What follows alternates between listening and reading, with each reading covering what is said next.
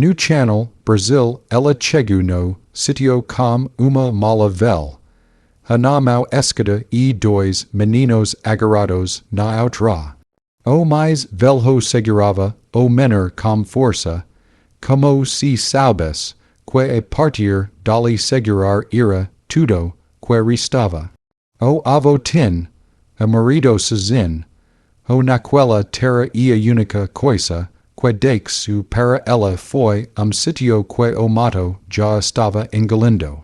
Não tin ha dinheiro, não tin ha marido, não tin ha ninguém esperando. So tin, a fome, dois filhos e punhado de sementes que ela nem sabia como colocar na terra. E foi dali, daquele que o seco e esquecido, que tudo começou a mudar. Se voquer já sentiu que a vida tirou tudo de voquer, menos a força de continuar, comenta aqui embaixo de onde voquer está assistindo. Escreve sua cidade e seu estado, porque essa história foi feita para chegar onde as pessoas precisam de lá. Deixa-se like e se inscreve no canal para não perder os próximos cantos. No interior do Brasil de outros tempos, relatos como es ecovem entre rios e estradas de terra.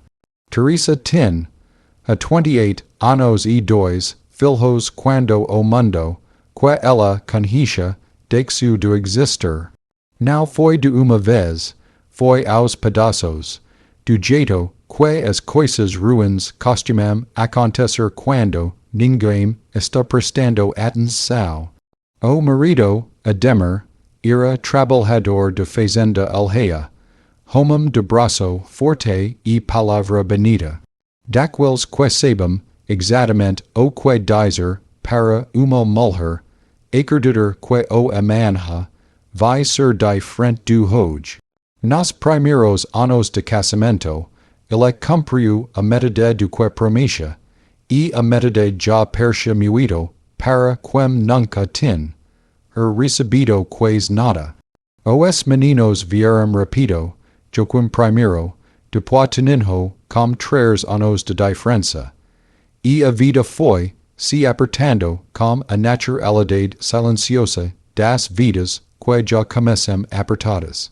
Ademar trabalhava de sol a sol na fazenda dos outros e voltava para casa com o corpo moído e uma irritação, ao que foi crescendo junto com as dívidas. Teresa vir aquilo acontecendo, vir o homem que ela conhecia sumindo por trás de uma amargura que ele não sabia nomar. Mas não havia o que fazer quando se tem 2 meninos pequenos e nem lugar para onde ir.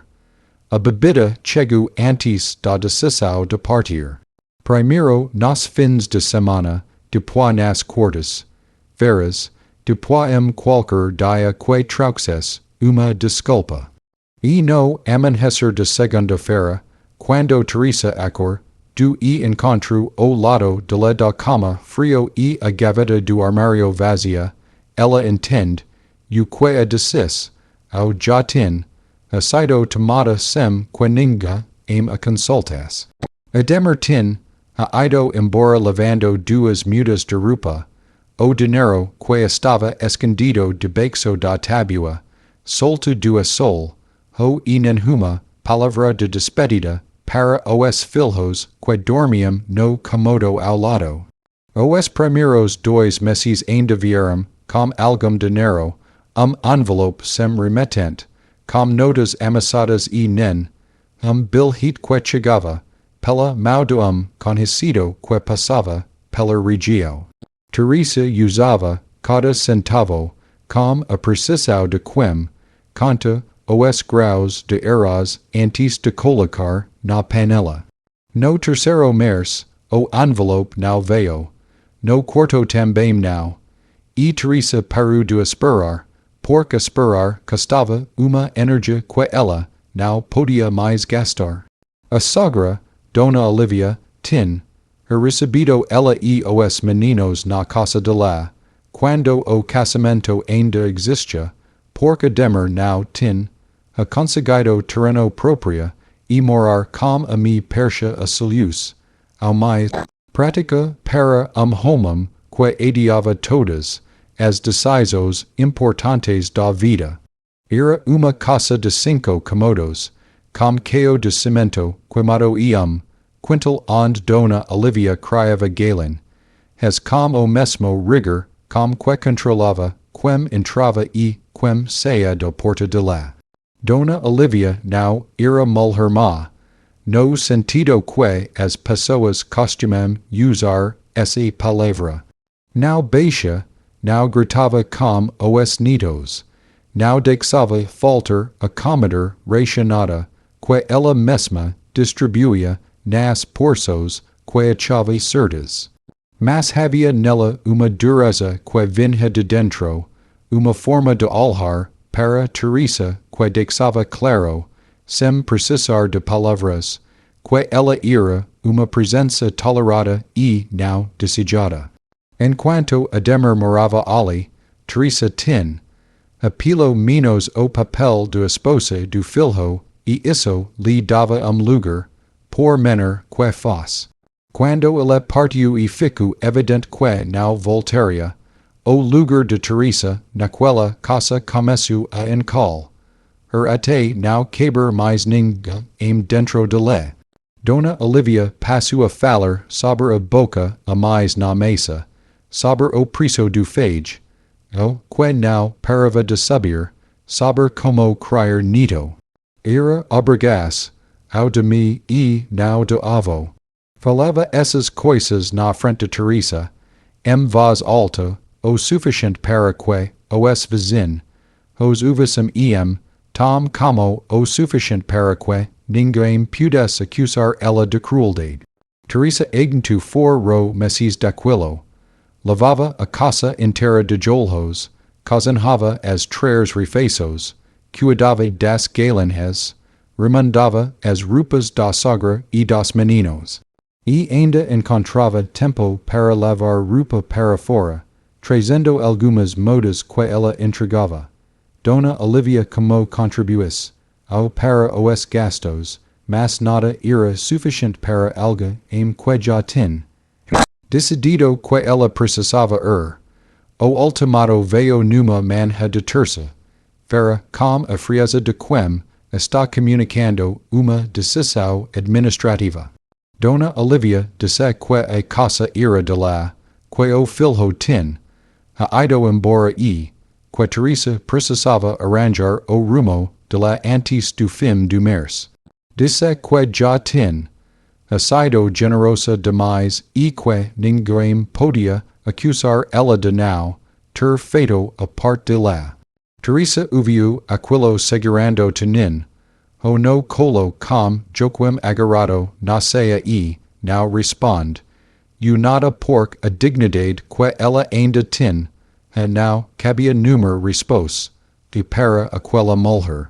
A notícia sobre o avô chegou 3 dias depois do ultimato, trazida por homem que Teresa não conhecia, sujeito de chapéu cerrado que apareceu na porta perguntando por ela e informou, com a objetividade de quem comprar recado e nada mais, que seu Elias tin.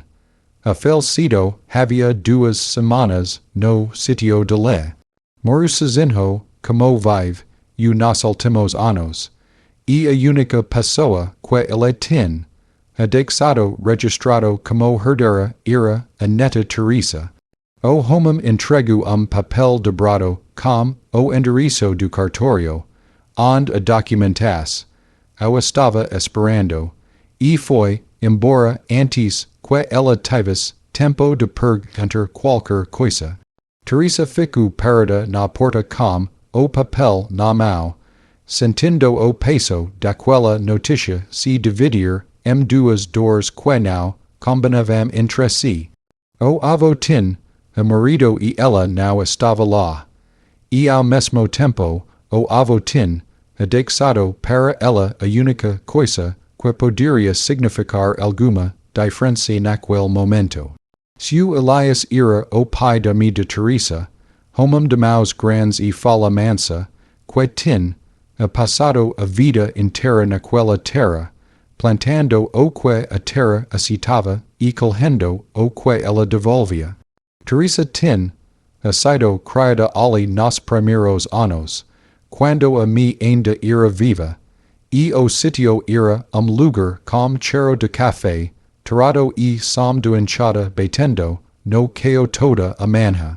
A mi moru quando, Teresa tin, a 13 anos, de uma febre, que começo como nada e termino como tudo. Depois disso, Teresa foi morar com uma tia na cidade mais próxima, porque seu Elias, destruído pela perda da filha, disse que não tinha a condições de criar uma menina sozinho. Foi uma desses, ao que ela tomou, achando que era o certo e, que passou o resto da vida suspeitando que tinha sido o maior erro. As visitas foram ficando raras com os anos. As estradas eram longas. A vida imperava para a frente. E quando Teresa casou com Ademar, o contato com o avô se reduziu a recados mandados por tropeiros que passavam pela região. Ela sempre pensou que teria tempo de voltar. As pessoas sempre pensam que tem tempo até descobrirem que não tem. O que Teresa não sabia e que só foi entender quando chegou ao sítio era que seu Elias já vinha, ando a pelo menos 3 anos.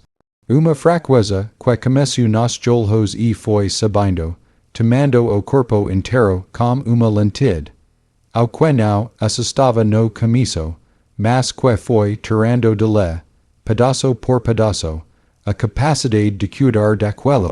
Terra, primeiro parou de roçar o terreiro porque as pernas não aguentavam a foice. Depois parou de consertar as cercas porque os braços não sustentavam o martelo pelo tempo necessário. O telhado cede, não canto e ele não tin, a mais como subir para repor as telhas.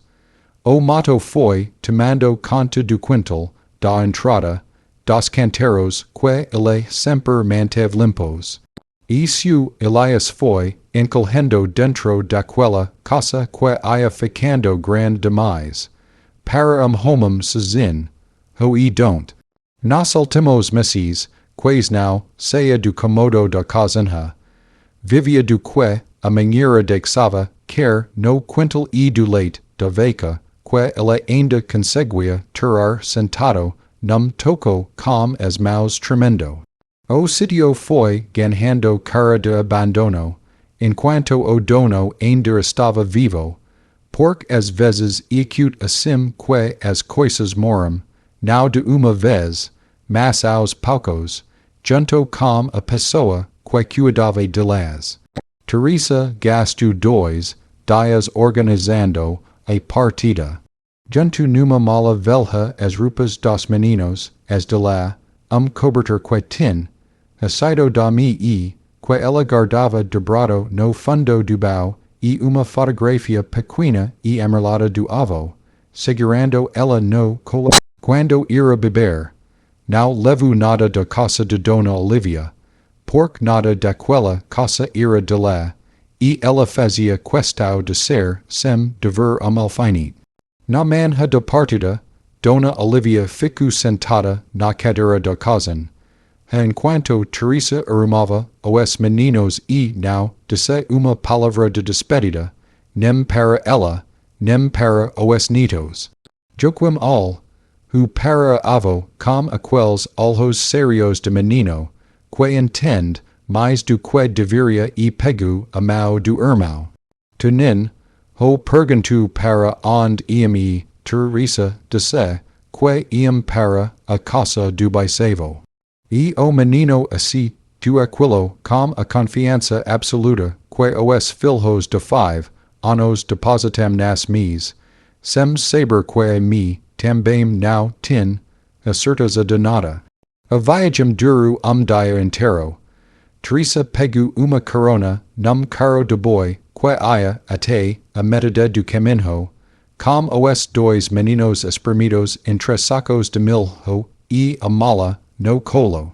O resto foi a pé por uma estrada de terra vermelha, a que subia e descia, entre moros cobertos de pasto, seco e cercas de arame. Joaquim caminhava calado, com a determinação, o concentrado de quem, não quer atrapalhar. Tenin, o foi no colo da mi no ultimo trecho, porque as pernas curtas não aguentaram e ele dorme, e com a cabeça no ombro de lá, passando mais a cada quilômetro. O sol foi descendo e a luz foi mudando, passando daquele amarelo duro do meio da tarde, para o dourado macio de fim de dia, que pinta tudo com uma beleza, que parece mentira para quem está cansado. Demais para reparar.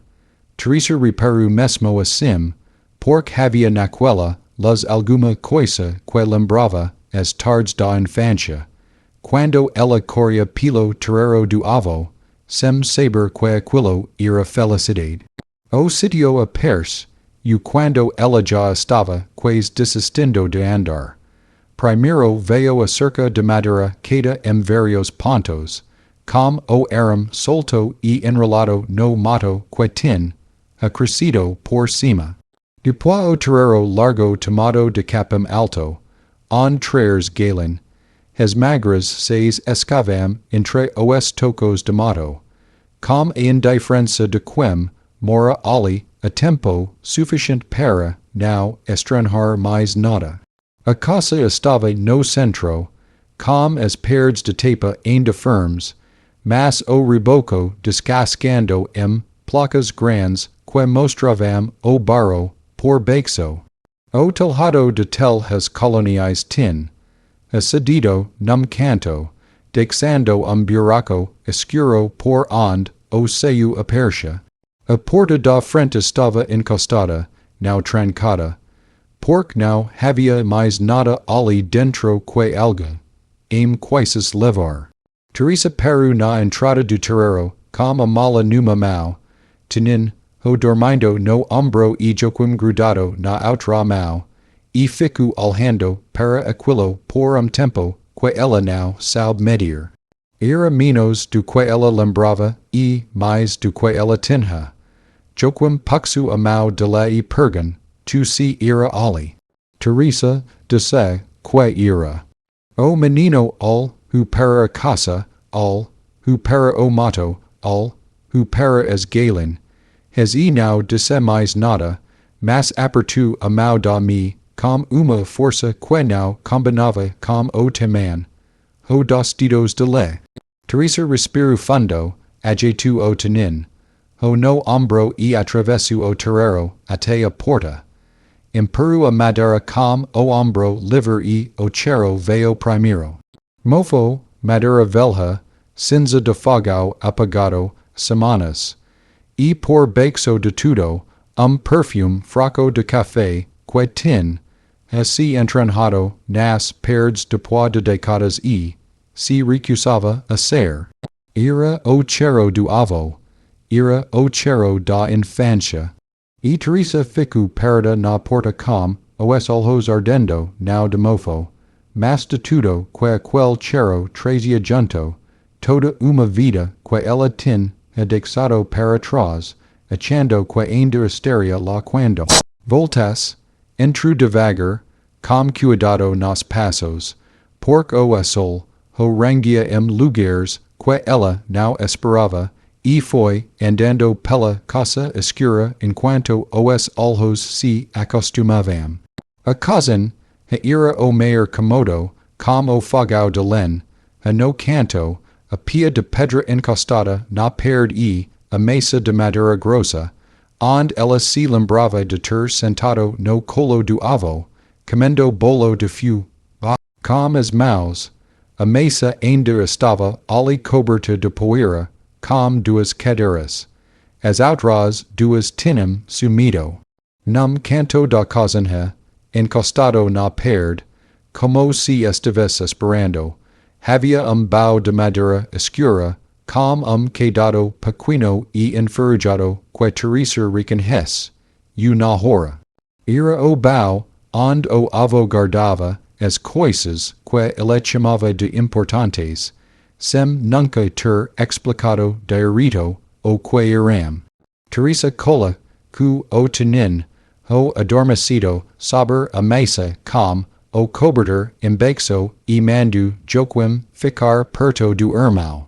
Foi até o quintal antes que elas acabasse de vez, e encontro o que precisava ver. A cisterna de pedra com a tampa de madeira, a mangueira velha de tronco grosso, que continuava dando fruto sem precisar de ninguém, e nos fundos, num cercado de varas amarradas com eram, uma vaca magra de pelo a paco, que levantou a cabeça quando ouviu os passos e ficou olhando para Teresa com aqueles olhos grandes e cansados de bicho, que foi deixado para trás. Não havia bezerro no cercado.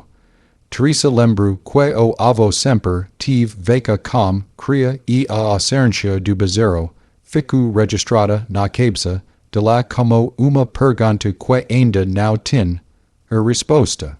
A vaca mugiu baixo, som que percha mais reclamasse, ou do que qualquer outra coisa. E Teresa ficou olhando para aquele animal abandonado, para aquela casa abandonada, para aquele sítio inteiro que tinha perdido no tempo, esperando alguém que chegasse e dissesse que ainda valia a pena. Voltou para dentro, acende, e o fogão com a lenha. A seca que encontrou empilhada no canto, esquentou água na panela de ferro, que estava pendurada no gancho da parede e fez os meninos beberem. Joaquim bebeu silêncio. Tenin o bebeu meio dormindo. Depois os três se deitaram juntos no colche, ao de palha do quarto dos fundos, que cheirava aguardado e a tempo. E Teresa ficou acordada, olhando para o teto escuro, ouvindo a respirar, ao dos filhos e o silêncio enorme que cercava aquele sítio como se fosse uma perda mais. Não sabia como ia alimentar aqueles meninos no dia seguinte. Não sabia plantar. Não sabia criar. Não sabia quase nada do que aquela terra exigia. Mas estava ali com tito sobre a cabeça e dois filhos vivos dormindo ao lado. E naquela noite, por mais impossível que o man parecesse, aquilo bastou para fechar os olhos. O primeiro amanhecer no sítio chegou com frio que Teresa não esperava. A neblina cobria o terreiro como lençol cinzento e, as galen, já estavam acordadas. Ciscando no capim molhado de sereno, com aquela disciplina automática dos bichos, que não precisam de ninguém para saber o que fazer. Teresa se levantou antes dos meninos, com o corpo todo do colche, ao de palha e da noite mal dormida, e foi até a cozinha. O fogão ainda guardava resto de brasa da noite anterior e ela soprou até a chama voltar, colocando por cima as achas mais finas que encontrou. A água da cisterna estava gelada e ela lavou o rosto e, as mãos com a rapidez de quem não pôde se dar o luxo de sentir frio por muito tempo. Precisava pensar, precisava fazer alguma coisa antes que a fome dos meninos acordasse junto com eles. Foi até a mangueira e cal, e os frutos que estavam ao alcance, maduros e passados, com aquela doçura de fruta que amadurece sozinha, sem pressa. Encontrou no quintal pé de mamão que estava escondido atrás do mato alto, com traers, frutos emerlando no topo ideru. Bu com uma vara comprida. Na causan, a partiu tudo saber a mesa limpa com as mãos, pork now tin, ha encontrado faca, nenhuma na noite anterior, e arumo o que podia perser café de manhã. Quando joquim a pers, na porta da causan, ha com tenin, o pela mão, os dois com os olhos hinchados de sono e o cabelo amassado, Teresa já tin, a mesa poste com frutas, água fresca e uma dignidade frágil que ela segurava com as duas mãos. Tenin, o pergunto se tin, a pau e Teresa disse que não, mas que manga com mamau ira mel, que pau. O menino assim, do porco aceitava tudo que a me dizia e comeu com as duas mãos, lambuzando o queixo inteiro, com uma satisfaz, ao que doia de tal bonita. Depois do café, Teresa saiu com os meninos para conhecer o sítio inteiro sob a luz do dia. O que a escuridão da véspera tin, o escondido aman, a revolução pedade. O mato tin, a tomado conta de quais tudo. O terreiro que ela lembrava limpo e varido era, agora tapete de capim bravo que chegava na cintura. A cerca do quintal estava cada traers, pontos diferentes e os muros de madeira tinham apodrecido na base. O galinheiro que o avô tin, a construído com tabuas e tela, estava sem a tela, restando apenas a estrutura torta. E, as galen, as viviam soltas, pork não havia mais nada que as prendas. Iram cinco, Teresa contou, traers vermel, as e duas carijos, todas magras, mas vivas. E batendo, pork ela encontrou dois ovos no meio do capim, alto perto da casa. Ninhos improvisados que as galen, as tinham feito por conta própria. Aqueles dois ovos na palma da mão perceram uma fortuna pequena e silenciosa. Nos fundos, a vaca continuava no cercado com a mesma express, ao cansada do dia anterior. Teresa se aproximou com cuidado pork now tin, a experiência com gado e o bicho era grande o suficiente para assustar quem não está acostumado.